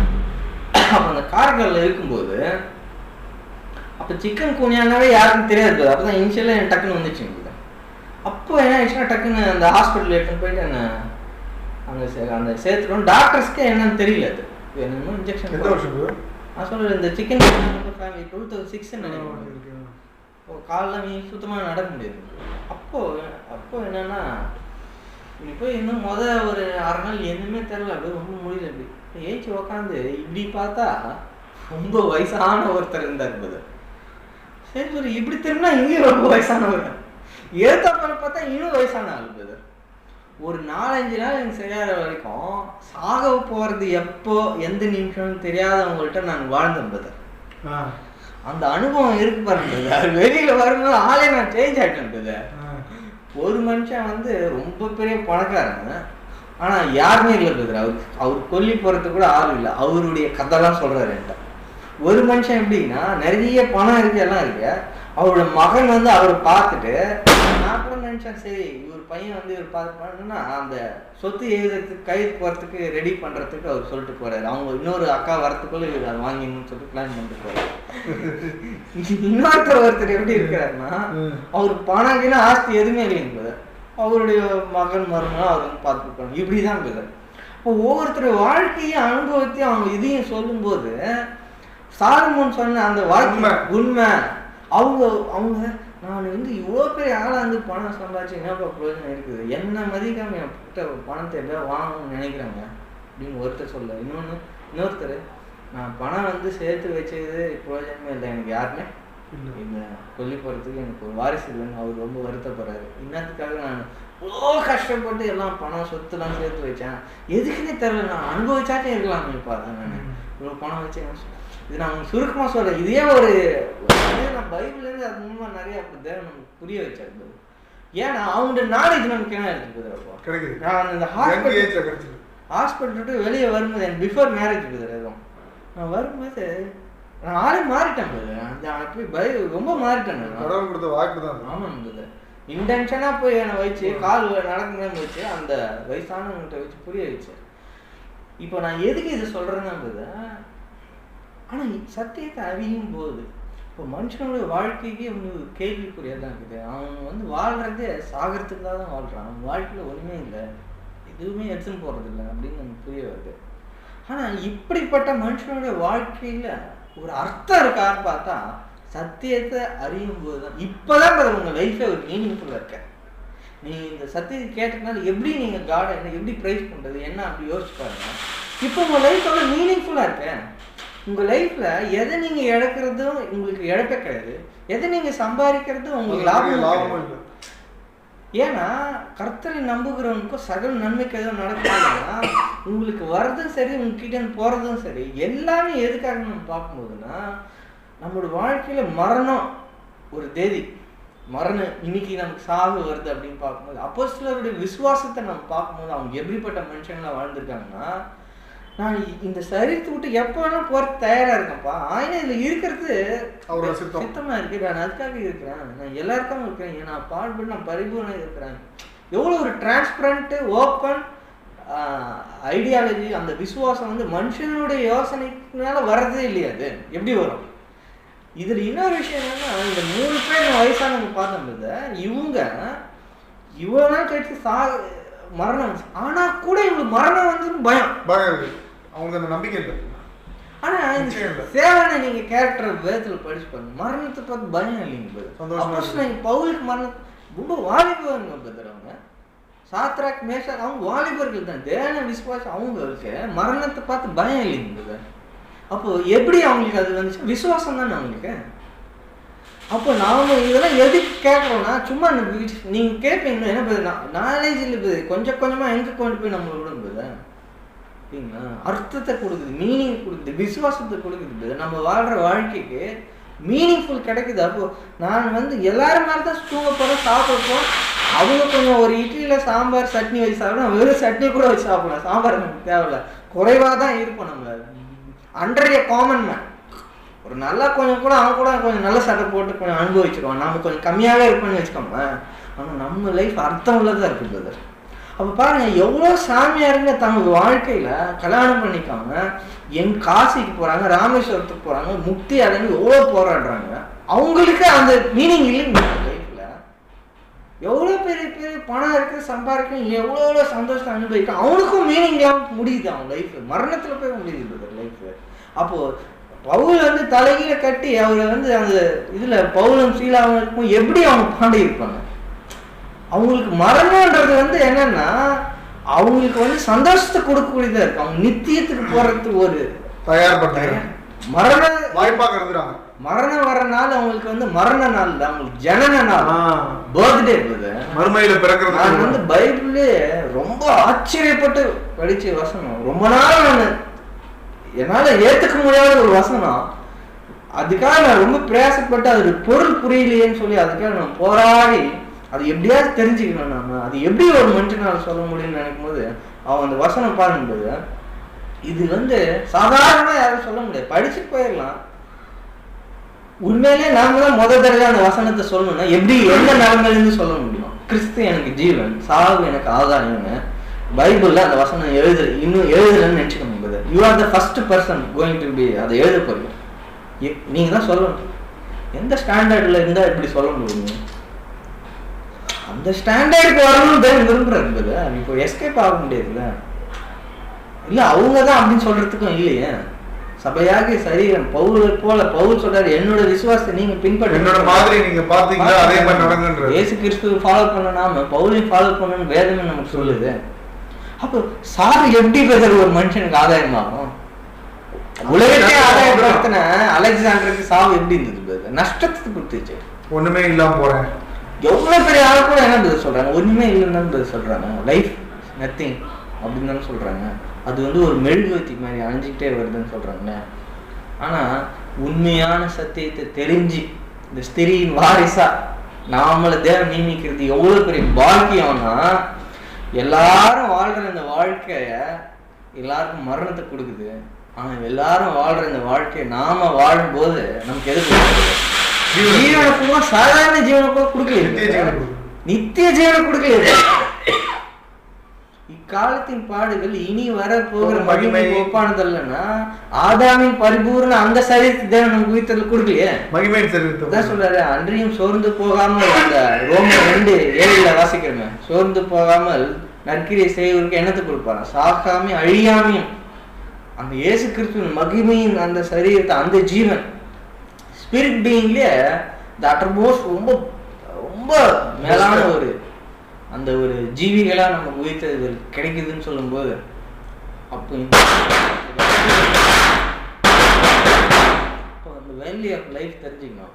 இது தெரிஞ்சுக்கிட்டதுனால நமக்குள்ள வந்து வெளிப்பிரகாரமா மாற்றங்களே வராது, வரவும் கூடாது. அதுதான் நான் சொன்னேன். அந்த விஷயம் வந்து அப்படித்தான் இருக்கணும். அப்படி இருக்கணும்னா நம்ம லைஃப்ல நம்ம என்ன பண்ணுறது, ஆவிக்குரியது அண்டர்ஸ்டாண்டிங் நம்ம மாற்றணும் விஷயங்கள். அது மற்றவங்களுக்கு புரியாது, நமக்கு தான் புரியணும். அப்படிப்பட்ட மாற்றங்கள் இருக்கிறவங்க நாம கூட முன்ன தாடி வச்சுருந்தா கூட என்ன பண்ணிடுவாங்க, சத்தியம் பண்ணுவாங்க, சாதாரண ஷேவ் பண்ணிட்டு இருப்பாங்க. சொல்ல வரேன் எனக்கு அந்த மாதிரி நம்ம சத்தியத்தை சத்தியம் விடுதலை ஆகுன்னு சொல்லும்போது ரொம்ப நாள் கூட நான் நிறைய டைம் எடுத்தேன்னா ஒரு ஸ்டெப் நம்ம இல்லைங்களா. ஸோ அந்த டைம் மேட்ச் பண்ணி அதுக்கு மேலே நம்ம இன்னைக்கு முன்னேறி இருக்கிறோம் நான் விசுவாசிக்கிறேன். நீங்கள் மறுபடியும் என்ன பண்ணுங்க, மறுபடியும் என்ன பண்ணுங்க. பாருங்க. ஸோ இன்னும் ரொம்ப ஞானம் நமக்கு நிறைய வேணும்னு சொல்ல ரொம்ப. ஆனால் அந்த ஞானம் வந்து நமக்கு எதை கொடுக்குதுன்னா விசுவாசத்தை கொடுக்குது. நம்ம விசுவாசத்தை மற்றவங்கள்ட்ட போய் வெளிப்படுத்தி பேசக்கூடாது. நம்ம ஃபேமிலியிலையோ நீங்கள் போயிட்டு இந்த வாழ்க்கை இப்படிதான் அப்படிதான் நம்ம வீட்டில் ஒன்றா பயந்துருவாங்க, சாமியார் ஆகிட்டேன்னு கேட்பாங்க. ஸோ அவங்கள்ட்ட போய் நம்ம ரொம்ப அப்படி பேசுறதுக்கு இல்லைங்கிறது ஆஸ் ஏ டியூட்டி நீங்கள் அவங்கள்ட்ட இருந்தாலும் நம்ம விசுவாசத்தினால சாத்தானையும் உலகத்தையும் மாம்சத்தையும் இச்சைகளையும் புரியுது நம்ம கண்ணி அப்படி ஜெயிக்கணும் நம்ம. அப்போ லைஃப் வந்து ரொம்ப ஷார்ட் பிரதர். அதான் சொல்றாரு யாக்கோபில் நீங்கள் படிச்சு பாருங்க. இன்னைக்கு நாங்கள் இருந்து நாளைக்கு போய் வியாபாரம் செஞ்சு நாளைக்கு பணம் சம்பாதிச்சு வருவோம்னு சொல்லாது. நாளைக்கு நடக்குது என்னன்னே தெரியாது. ஏன் அப்படின்னு கேட்க நீ மனுஷப்பா அப்படின்றாரு. இப்போ நம்ம சாதாரண மனுஷன் என்ன அடுத்த செகண்ட் நடக்குதுன்னு தெரியாதவன் தான் மனுஷன். என்ன நடக்குன்னு தெரிஞ்சவர் தான் தேவன். என்ன நடக்கும் தெரிஞ்சுக்கணும்னு நினைக்கிறவன் தான் மனுஷன். ஆனால் எந்த நடக்குதுன்னு தெரியாமல் வைக்கிறதா தேவனோட வேலையை எல்லாம் பிரச்சனைகள் இதுவே எல்லாம் முன்னுக்கு பிறனா வச்சிருக்கிறாரு. மனுஷன் தேடி அதை கண்டுபிடிக்கலாம். ஆனால் தேவனுக்கு பயப்படுகிற மனுஷன் எல்லாவற்றிலிருந்து காப்பாற்றப்படுவான்னு பிரச்சனைகளை படிக்கிறது. நாளைக்கு என்ன நடக்குன்னு நமக்கு தெரியாது. அதை ஆனால் நாம எப்படி நாளைக்கு என்ன நடக்கும்னு நமக்கு தேவன் வெளிப்படுத்தி நம்மளை காக்குறாரா? இல்லையே. அதான். ஆனா இன்னைக்கு எப்படி இருக்கு தீர்க்க தரிசனத்தை உனக்கு இந்த வேலை இப்படி போய் கிடைக்கும், உனக்கு இந்த குழந்தை பிறக்கும், உனக்கு நீ மகனே அங்க போய் இப்போ தேவன் கை வச்சு சொல்றா இருக்குது. 28ஆம் தேதி துபாய்க்கு போகலாம் சொல்லியிருக்காங்க சில பேர். அப்போ ஆனா ஏசுக்கிறது மூலமா தேவன் நம்ம கொடுத்த வாக்கு நாளை தினத்தை குறித்து நீ கவலைப்பட விசுவாசத்தினாலதான் ஒவ்வொரு நாளும் நம்ம இந்த ஜெயிக்க முடியும். தவிர நமக்கு அடுத்த செகண்ட் என்ன நடக்க தெரியாது. ஆனா விசுவாசிக்கிறேன் பிழைச்சிருக்கிறேன். விசுவாசத்தினால நீதிமான் பிழைப்பான்னு சொல்லும் போது விசுவாசத்தினாலதான் பிழைச்சிருக்கிறோம். தேவன் தூக்கத்துல வந்து கனவுல வந்து பாஸ்டர் கையில வந்து தலையில வந்து அப்படி நம்ம தீர்க்க தரிசனம் சொல்லி டிவியில சொல்லி ரேடியோல சொல்லி பாட்டுல சொல்லி அப்படிலாம் இல்லைங்க. நாம வந்து விசுவாசத்தினால வேத வசனம் இருதயத்துல எழுதப்பட்டதுனால அந்த தேவனுடைய ஆவியினால புரியுதுங்க நம்ம அதுல நம்ம நிலைச்சிருந்துதான் நமக்கு வந்து நன்மை வரும்னு சொல்லி நாளை தினத்துல நன்மை வரும் நமக்கு அறிவிக்கப்பட்டு நம்ம விசுவாசிக்கல. என்ன வரும்னே தெரியல. ஆனா தேவனை வழி நடத்துவாரு. நன்மையானாலும் தீமையானாலும் அது ஒட்டு மொத்தமா எனக்கு அது நன்மையை தான் கொண்டு முடிக்கும். அது எப்படின்னா இன்னைக்கு வர தீமை நாளைக்கு எனக்கு நன்மையா இருக்கும்ன்றது பொருள் கிடையாது பிரதர். இன்னைக்கு வர நன்மையா இருக்கட்டும் நாளைக்கு வர தீமையா இருக்கட்டும் கடைசியில மரணத்துல கொண்டு போய் பார்க்கும்போது எதை கொடுக்கும்னா அன்றைய அதான் பிலிப்பியர் அந்த 3ஆம் அதிகாரத்தை நீங்க படிச்சிருக்கீங்களா? ரொம்ப எக்ஸலண்டான வசனம் பார்க்கும்போது இருக்குல்ல. இதில் படிக்கிறேன். சாவு எனக்கு ஜீவன் இல்லைங்க. அப்போ சொல்லும்போது கிறிஸ்து எனக்கு ஜீவன் சாவு எனக்கு ஆதாயம் சொல்லும்போது அப்போ வந்து நம்ம பார்க்கும்போது மரண நாளை வந்து ஒரு பிறந்த நாள் மாதிரி சொல்றாரு. பிலிப்பியர் மரண நாள் வந்து பிறந்த நாள் மாதிரி சொல்லும்போது இப்போ பாருங்க 1:21 படிக்கிறேன். கிறிஸ்து எனக்கு ஜீவன் சாவு எனக்கு ஆதாயம். அப்போ பாருங்க ஆகிலும் சரீரத்தில் பிழைத்திருக்கிறதுனால என் கிரியைகளுக்கு பலன் உண்டாயிருப்பதால் நான் தெரிந்து கொள்ள வேண்டியது இன்னதென்று அறிவு. நான் எதுக்கு இந்த சரீரத்தில் இருக்கிறேன்னா நான் இங்கே செய்யறதுல தான் எனக்கு பலன் இருக்கு. என்னோட சாவு எனக்கு ஜீவனை மாறுன்னு சொல்லி இந்த 3:10 தான் நம்ம இவ்வளோ நேரம் நான் உங்களுக்கு கடைசி பகுதியாக பேசின வசனமே இதுதான். 3:10 பிலிப்பியர் 3:10.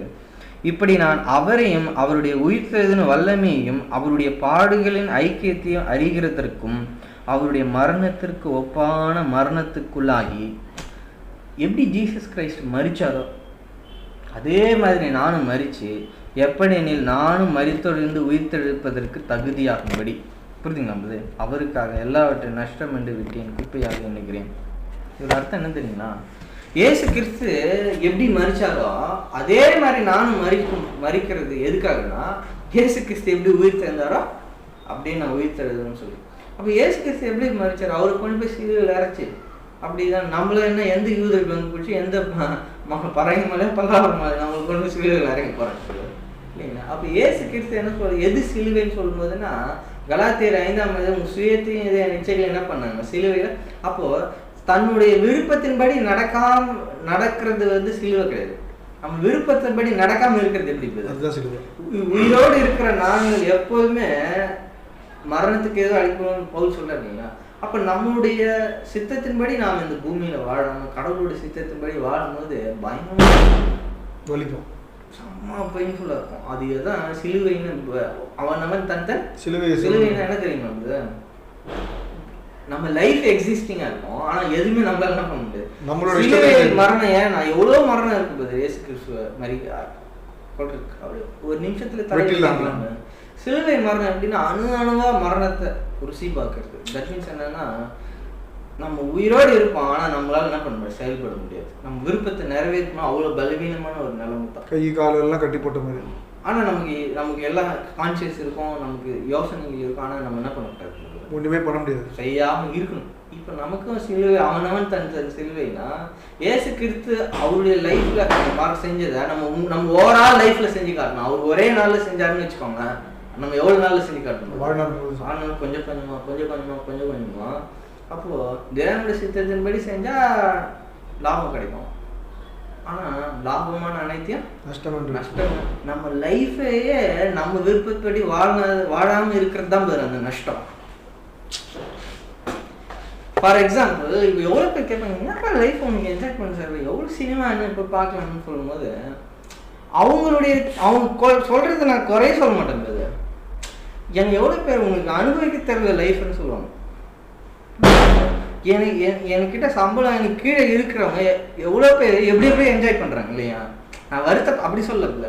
அவங்க என்ன ஃபீட்பேக்னா பின்னாடி பேசிப்பாங்க முன்னாடி பேசிப்பாங்க, இல்லை டேரெக்டாக சொல்கிறவங்க இருக்காங்க. ஏன் இவர் இப்படி இருக்கிறாரு புரிதுங்க, நான் சொல்ல போகிறேன் இப்படிலாம் என்ஜாய் பண்ணாம வெளியில் இப்படி போகலாங்க அப்படி.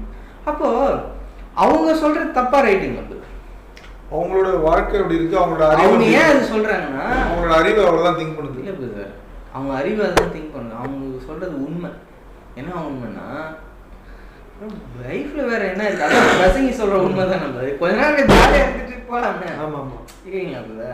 அப்போ வேற ஒன்றும் இல்லை. இப்போ இவங்க இந்த மாதிரி இருந்து என்னத்தையா கொண்டு போக போறாங்க, இப்படி இருக்கிறான்னு சில நேரத்துல ஆவிக்குரியவன் அந்த சிலுவை சுமக்கிற வந்து ரொம்ப கஞ்சத்தனமா தெரியும் போது நம்மள அவங்க பார்க்கும்போது.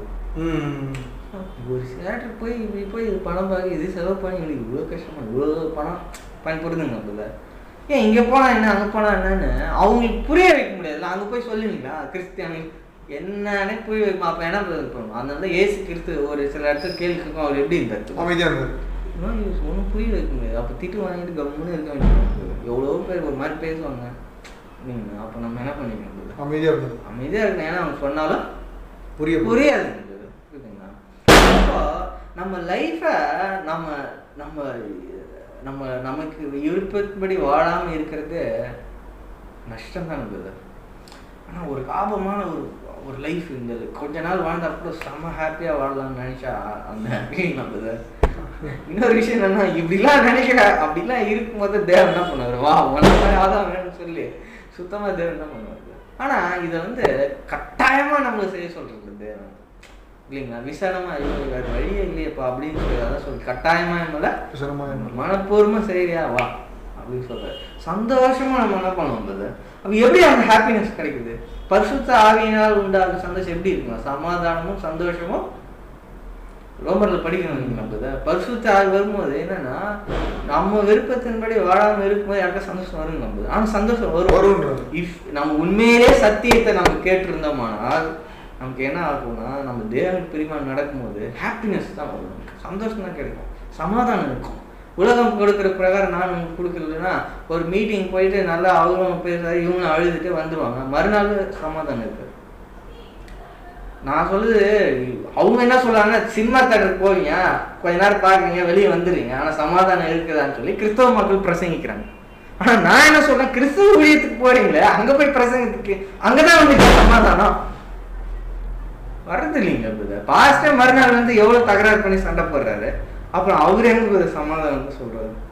ஆனால் சத்தியத்தை நம்ம அறியும் போது புரியுதுங்க, உண்மையிலே சமாதானம்னா எப்படி சமாதானம் வருதுன்னா, இப்படி வருதா அப்படி வருதா கொஸ்டின் ஓவராலாக ஒரு பல்க் ஆன்சர் கொடுத்துறாரு.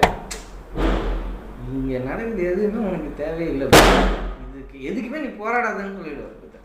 உனக்கு என்ன வேணுமோ கொடுக்குறேன், உனக்கு என்ன தேவை நான் எடுக்கிறேன், நீ என்னோட சித்தத்தின் வழி மட்டும் நடக்கிறதுக்கு தயாராகு. நமக்கு என்ன பதில், அப்படி நஷ்டப்படும் போது நாளைக்கு நமக்கு இன்னைக்கு 100 ரூபாய் நஷ்டப்படும் நாளைக்கு 1000 ரூபாய் வரும்ன்றதுதான் நமக்கு சமாதானம். இன்னைக்கு நான் 100 ரூபாய் நஷ்டப்படுறேன்னு எனக்கு இதனால ஜீவன் கிடைக்குதுன்றது தான் பதில். அப்போ எவ்வளோ சமாதானம்? இந்த சமாதானத்தை யார் கொடுக்க முடியும்? எவ்வளோ பேர் பரலோக ராஜ்யத்தை குறித்து பிரசங்கிக்கிறாங்க, எவ்வளோ பேர் இடுக்குமான வாசல் குறித்து பேசுகிறாங்க. அப்படியே பேசினா எவ்வளோ பேர் உக்காந்துருப்பாங்க, எவ்வளோ பேர் என்னை பார்த்து இப்படி சொல்கிற ஆளும் இருக்கிறாங்க, என்ன ஊசுத்தனமாக இருக்கு, என்னை பார்த்து பயந்து ஓடுற ஆளும் இருக்கிறாங்க. இவன்ட்டா மாட்டினோம் நம்ம அவ்வளோதான் சொல்லி. ஏன்னா ஒரு வசனம் இருக்குது, அப்போஸ்தலர் நீங்கள் படிச்சு பாருங்க வீட்டுக்கு போயிட்டு, 17ஆம் அதிகாரத்தில் நினைக்கிறாங்க. அந்த ஃபெலிக்ஸ் என்ற ஒரு அந்த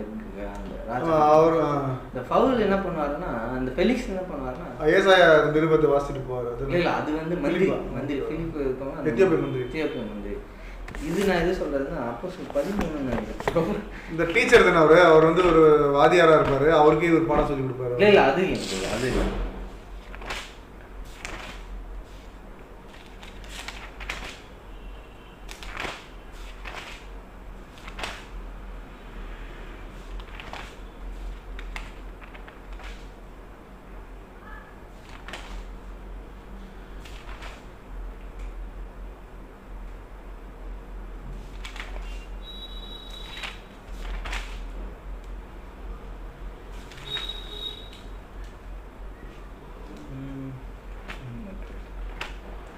இந்த ஃபெலிக்ஸ் அந்த அதெல்லாம் நம்ம ரொம்ப கவனிச்சு படிக்க மாட்டோம். ஆனால் அதில் அவ்வளோ விஷயம் இருக்குது. பவுலை குறித்து என்ன பிரதர், நான் இந்த பைபிளை ஃபாலோ பண்ணுறதா இந்த பைபிளை ஃபாலோ பண்ணுறதா ஒரே கன்ஃபியூஷனாக இருக்குது. நீங்கள் இதே எடுத்துக்கலாம், அதே இதே படிக்கலாமா? இதை நீங்கள் இது படிக்கிறது, ஏன்னா நாளைக்கு இன்னொரு சொல்லணும் டஃப்பாக இருக்கும். அது சொல்ல வரணும், இது படிங்க, இது புரியாது. அதில் நீங்கள் அதுலேயே படிங்கன்றத அதில் படிக்கிற சைமல்டேனியஸாக இதையும் நீங்கள் படிக்கணும். அப்போ தான் உங்களால் கம்பேர் பண்ண முடியும். இல்லைன்னா நாளைக்கு அதை படிச்சுட்டிங்கன்னா உங்களுக்குள்ளே இருக்கிறது நீங்கள் வெளியே கொடுக்க முடியாது. ஏன்னா அது வந்து ஒரு எப்படி சொல்கிறது, ரொம்ப ஆடாக இருக்குது, தனித்தனமாக இருக்குது, காமனாக இல்லை. காமன் தான் நம்ம பேசுறது இதுவாகும். அது பாருங்கள், அதுவே இனிமேல் ஃபாலோ பண்ணுவேன். நான் அதை படிக்க வேணாம்னு சொல்ல மாட்டேன் பிரதர். நீங்கள் ஹார்ட் ஒர்க் பண்ணணும், அதையும் இதில் படிச்சுட்டு அதுலேயும் படிங்க. அப்புறம் உங்களுடைய இதுக்காக, உங்களுடைய புரிதலுக்காக அதை நீங்கள் படிங்க பிரதர்.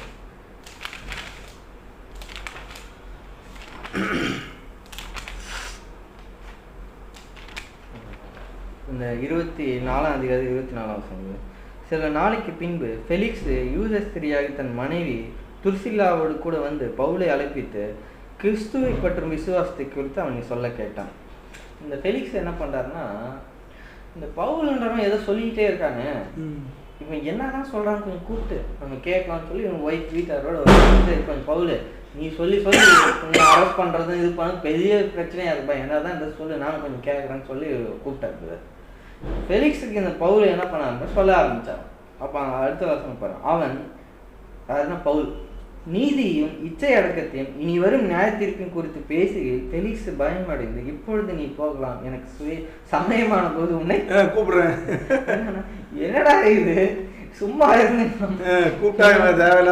சொல்றாங்க, வேலையில விட்டா மாதிரி நம்ம பாட்டுக்கு இவனை கூப்பிட்டது தேவையில்லாத தொல்லையா போச்சேன்னு சொல்லி. ஏன்னா இப்படி இருக்கக்கூடாது, அப்படி இருக்கணும், அப்படி இருக்கக்கூடாது, இப்படி இருக்கணும் இந்த பவுல் சொல்லும் போது உலகத்தையும் நியாயத்திற்கு இச்சை இடத்துக்கு குறித்து பேசும்போது ஃபெலிக்ஸ்க்கு எப்படி ஆயிடுச்சுன்னா வேர்த்து விரித்து பயமாயிடுச்சு. அப்போ இவர் ஆக்சுவலாக என்ன கூப்பிட்றாங்க, ஏதாச்சும் கிடைக்குமா இவன்கிட்ட வாங்கலாமான்னு சொல்லி பணம் வாங்கலான்ற ஒரு ஐடியா கூட ஃபெலிக்ஸுக்கு இருந்திருக்காது. நீங்கள் போய் மறுபடியும் கொஸ்டின் நினைக்கிறேன் எதுக்கு சொல்ல வரணும், இந்த மாதிரி நான் நிறைய பேருக்கு எடுக்கும்போது ஆயிருக்கு பிரதர். சரி சரிப்பா கொஞ்சம் நான் அப்புறம் கேட்குறோம்னு சொல்லி என்ன பண்ணுறேன். ஏன்னா நான் இப்போ எதுக்கு இதுன்னு சொல்கிறேன், நமக்கு இந்த மாதிரி வரக்கூடாது பிரதர். ஸ்டீவிங் வாய்ஸ்ன்னு சொல்லும் போது விசுவாசத்தினால என்ன பண்ணும் பிரதர். பவுலுக்கு மட்டும், பவுல் ஒன்று ஆதாமுடைய சந்ததியில் வந்தவர் தானே, சாதாரண மனுஷன் தானே.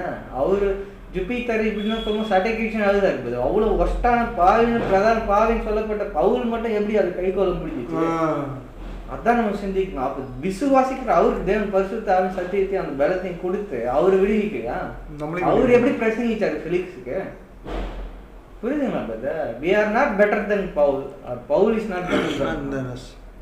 அவங்களுக்கு சம வாய்ப்பு கொடுக்கப்படுது. வாய்ப்பு இருக்குது. தேவனால எல்லாம் நடக்குது. விசுவாசிக்கிற யாருக்கும் பழிக்கும், அது வித்தியாசமே கிடையாதுன்னு சொல்லும்போது நீங்கள் இவ்வளோ தூரம் கேட்டு நமக்கு என்ன இருக்கக்கூடாதுன்னா 1% கூட நமக்கு பயமோ திகிலோ நடக்கூடாது, வரவே கூடாது. புரியுதுங்களா? பவுல மாதிரி நம்ம இருக்கணும், ஃபெலிக்ஸ் மாதிரி நம்ம இருக்கக்கூடாது. ஏன்னா இதை கேட்டோம்னு நினைக்கக்கூடாது, எவ்வளோ நமக்கு தேவன் தான் கொடுத்தாருன்னு நினைக்கலாம். பவுல் போய் சொல்லும்போது இதே அப்போஸ்தலர்கள் அந்த கடைசி அதிகாரத்தை நீங்கள் பார்த்தீங்கன்னா பாருங்கள், அவன் சொல்லவைகளை சிலர் விசுவாசித்தார்கள், சிலர் விசுவாசியாது இருந்தார்கள். அப்படி அவர்கள் ஒருவர் ஒவ்வாமல் இருந்து புறப்பட்டு போய் பவுல் அவர்களுக்கு சொன்னபோது, நீங்கள் காதார கேட்டோம் கண்ணாடி உணராமல் இருக்கீங்கன்னு சொல்லிட்டேன். சரி, இன்னொரு நாள் கேட்குறேன்னு சொல்லி கொஞ்சம் பேர் போயிடறாங்க, கொஞ்சம் பேருக்கு விசுவாசிக்கிறாங்க, கொஞ்சம் பேர் விசுவாசிக்காம போயிடறாங்க. அப்போ நம்ம என்ன பார்க்குறோம்னா, இந்த விசுவாசித்தவங்களாம் நாம இதெல்லாம் நடக்கும். அதுதான் பவுல் என்னைக்காச்சும் நானே இது எதுக்கு சொல்கிறதுக்கு அப்படின்னு நீங்கள் சொல்லாமல் இல்லை. அவர் ஒருத்தர்னா கூட நம்ம என்ன பண்ணுறோம், 100 பேருக்கு 1000 பேருக்கு எப்படி சொல்லணுமோ அதே மாதிரி நம்ம அதில் கொஞ்சம் கூட சோர்ந்து போகிறதே இல்லைங்கிறது. புரியுதுங்க? அதனால் நீங்கள் கேட்ட அந்த சத்தியத்தை உங்கள் விசுவாசத்தினால நீங்கள் என்ன பண்ணுறது, உங்களுக்கு நம்ம கண்ணுக்கு தெரியல, தேவன் நமக்கு மேலே இருக்கிறாருன்னு நம்ம முன்னாடி விசுவாசம். இப்போ இருக்கிறாரு, அவர் என்ன பண்ணுறாருன்றதை வெளிப்படுத்தி நமக்கு புரிய வச்சு தெரிஞ்சவனும் உங்கள் ரெஸ்பான்ஸ் என்ன, இப்போ நீங்கள் எப்படி அவருக்கு ரெஸ்பான்ஸ் பண்ணுறீங்கன்றது தேவன் எதிர்பார்ப்பது. நீங்கள் கேட்டிங்களே எப்போ நாம் பூரணப்படும் எவ்வளோ டைம்னா, அது உங்கள் கையில் இருக்குது. கேளுங்கள் கொடுக்கப்படும், தட்டுங்கள் திறக்கப்படும். அது என்னங்க? அப்போ தேவன்கிட்ட நீங்கள் எப்படி ஜெபம், எதுக்காக ஜெபம் பண்ண இப்போ அர்த்தம் இருக்கேன். இப்படிலாம் ஒரு சத்தியம் எனக்கு தெரியாது தேவன், இப்போ இன்னும் கொடுத்துருக்கீங்க, நான் இப்படிலாம் கேட்குறேன், விசுவாசத்தை எனக்கு கொடுங்க, நான் இதில் வளர கொடுங்க, எனக்கு ஆதியை கொடுங்க, கேளுங்க. நான் பொல்லாத மனுஷன் தன் பிள்ளைக்கு நல்ல ஏவலை தரும்போது பரமபிதா எதை தராரு? வேலையை தராரா, வீட்டை தராரா, சுகத்தை தராரா, பரிசுத்த ஆவியை தருவது அதையும் நிச்சயமாலுமா வேற சொல்லையா? ஏன்னா பரிசுத்த ஆவி இம்மையை மாற்ற மறுமையில் நம்ம கொண்டு போய் சேர்க்கறது பரிசுத்த ஆவி தான் போகுது.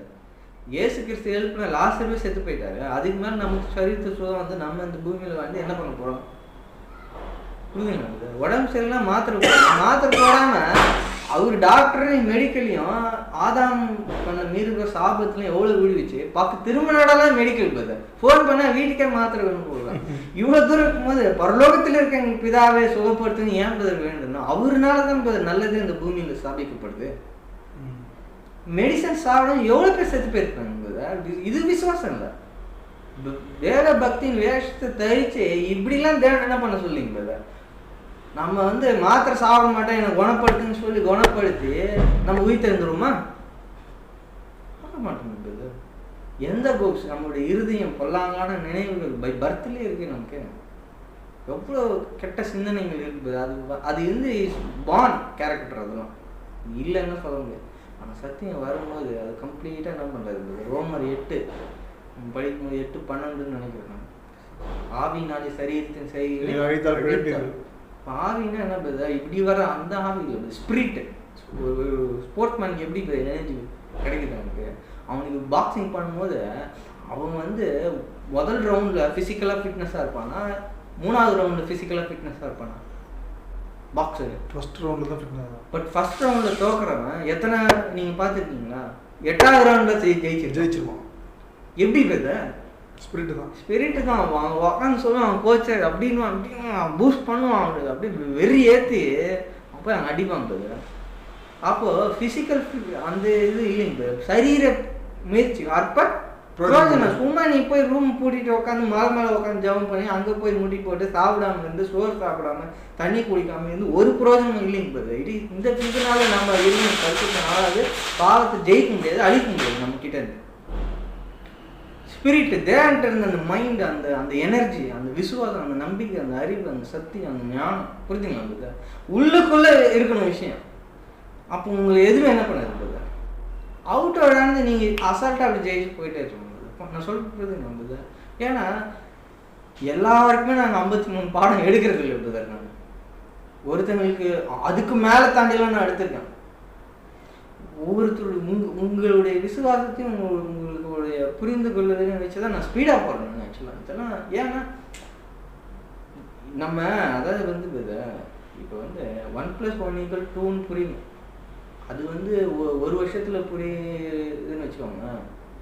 அப்போ அதுக்கு ஏற்ற உங்களுக்கு ஒரு மாதத்துக்கு புரியுதுன்னா இல்லை ஒரு வருஷம் ஆகட்டும் வெயிட் பண்ண அர்த்தம் இல்லையா? அதுக்காக தான் நான் ரொம்ப ஃபார்வர்டாக போயிட்டுருக்கேன் இப்போ உங்களுக்கு பயன்படுத்தணும். ஏன்னா நம்ம இதெல்லாம் எடுத்து எங்கே வரோம்னா இங்கே தான் வரப்போகிறோம். நம்ம அது உங்களுக்கு இருக்குன்னா அதுக்கு டேரெக்டாக வந்துட்டு அப்புறம் இதெல்லாம் பார்த்துக்கலாம். புரியுதுங்க உங்களுக்கு? அதனால் இந்த 1.5 மாதம் கேப்பை 1.5 வருஷம் கேப்பாக இருந்தால் கூட அது ஃபீல் பண்ண மாதிரி அது பண்ணணும்னு. ஏன்னா அதான் நம்ம தேவன்ட்டு வேண்டிக்கிறதும். ஏன்னா நம்ம உலகத்துக்கு ஒவ்வொரு செகண்ட் எப்படி தெரியும், நம்ம ஒவ்வொரு பணம் வர வரதான் நமக்கு தெரியும். ஒரு மனுஷனோட பேக்கெட்டில் ஒரு 10,000 ரூபாய் பணம் இருக்குது பதர். உங்கள் வீட்டில் எல்லாம் ஷாப்புக்கு கூப்பிட்டு போய் அப்போது ஒரு முதல்ல ஒரு 1000 ரூபாய்க்கு பர்ச்சேஸ் பண்ணுறீங்க. வாங்கிக்கோங்க. அப்புறம் ஒரு 2000 ரூபாய் வாங்கிக்கோங்க. இப்படி வாங்கி 1000 ரூபாய் தான் பேக்கெட்டில் இருக்குது. வீட்டுக்கு வேறு ஆட்டோ பிடிச்சிட்டு போகணும். அதை வாங்க அப்படியாம்மா சரி கொஞ்சம் இப்போது 500 ரூபாய் இருக்குது. அப்போ வேறு சாப்பிடல பர்ச்சேஸ் பண்ணி ஹோட்டலில் போய் உட்காரணும். மனசு எப்படி இருக்குது? 500 ரூபாய் போய் சாப்பிடணும். இவ்வளோ வாங்கிட்டு சாப்பிட காசு இல்லைனாலும் அசிங்கம். அப்போ குரூஷியலான ஒரு ஸ்டேஜுக்கு வந்துடும். இப்போ ரொம்ப டென்ஷன் ஆகிடும். வேறு எப்படி போகணும் எப்படி வீட்டுக்கு போகணும் நமக்கு தெரியாது. இப்போ நான் எதுக்கு இந்த உதாரணம் சொல்கிறதுன்னா, இந்த பணம் இதுக்கே இப்படி இருக்குது நமக்கு. எப்படியோ ஒன்று வீட்டுக்கு போயிடலான்னு வச்சுக்கோங்க. கிரெடிட் கார்டு ஏதோ ஒன்று யூஸ் பண்ணி போயிடும் நம்ம. ஆனால் இந்த பணம் எதுக்கு ஈக்குவல் நாங்கள் பண்ணுறது டைம் இருக்குது. நம்ம வாழ்க்கையில் ஒரு 30 வருஷம் பேக்கெட்டில் இருக்குன்னு வச்சோங்க, இஷ்டத்துக்கு செலவு பண்ணுறது. அப்புறம் லாஸ்ட்டில் போயிட்டு அவசர கதியா 5 வருஷம் தான் இருக்குது அப்படின்னும் போது அப்போ நீங்கள் இப்படி பண்ணி ஒரு பிரயோஜனம் இல்லைங்க. அந்த தெம்பு தைரியம் ஆட்டோமேட்டிக்காக என்ன ஆகும் உங்களுக்கு? சொல்ல தெம்பு தைரியம் ஆட்டோமேட்டிக் குறைஞ்சிடும். இப்போ உங்களுக்கு இருக்க ஒரு விசுவாசம். இப்போவே நீங்கள் என்ன பண்ணணும்னா 10,000 ரூபாயை 1000 ரூபாயை ஸ்ப்ளிட் பண்ணுங்க. 1500 500 100 100 10 பிரித்து இதை இப்படி செலவு பண்ணலாம் அதை அப்படி செலவு பண்ணலாம் கணக்கு போட்டு நீங்கள் செலவு பண்ணுங்கள். 5000 ரூபாயில் ஷாப்பிங் முடிச்சு 1/2 மணி நேரத்துக்கு முன்னாடியே சாப்பிட்டு 10 நிமிஷம் முன்னாடி வீட்டுக்கு போய் சேர்ந்துடலாம். போது பாக்கெட்டில் என்ன இருக்கும் போது எவ்வளோ சேஃபாக இருக்கலாம் வாங்கி கொடுத்துங்க. அந்த மாதிரி நம்ம சத்தியம் வரும்போது கேட்கலாம் போ அப்படி நம்ம டைம்னா அந்த பணத்தை வீணாக விரைவுபடுத்துகிற மாதிரி நீங்கள் பணத்தை டைம் ஈக்குவலண்டாக சொல்கிறேன். புரியுதுங்க? அப்போ காலம் உள்ள போதே நம்ம அதை தெரிஞ்சு தேர்வு இருக்குது. நாட்கள் பல்லாதவங்க காலம் குறுகி இருக்கு. நாள் இன்றே அடுத்த வருஷம் காலத்தை பிரயோஜனப்படுத்திக் கொள்ளுங்கள். அடுத்த நாள் என்ன நடக்குது தெரியாது போது. ஸோ எதுக்கு நான் சொல்ல வரேன்னா, நம்ம எப்போல்லாம் நேரம் கிடைக்குதோ பாடம் கேட்கணும். எப்போல்லாம் வீட்டில் இருக்குமோ நான் படித்தா 2 மணி நேரம் தான் பைபிள் படிப்பேன் அது மாதிரிலாம் கிடையாது சார். எப்போ டைம் கிடையாதா படிச்சுட்டே இருக்கும். எப்படின்னா எறும்பு கிட்ட போய் அதை கற்றுக்க சொல்கிறேன். சுறுசுறுப்பு மாத்திரம் இல்லைங்க, விஸ்டம் ஞானத்தை எப்படி கற்றுக்கணும்னா கொஞ்சம் கொஞ்சமாக தான் அதை ஆகாரத்தை அதை சேர்த்து வைக்கிறதுனா. எறும்பு போய் ஏன மாதிரி எடுத்துகிட்டு அப்படி வச்சுக்கிறது இருக்குது. அது கொஞ்சம் கொஞ்சமாக டீம் ஒர்க்காக பண்ணி சகோதரர்கள் எப்படி அதே மாதிரி டீம் ஒர்க்காக வாட்ஸ்அப் பண்ணி தங்களுடைய ஆகாரத்தை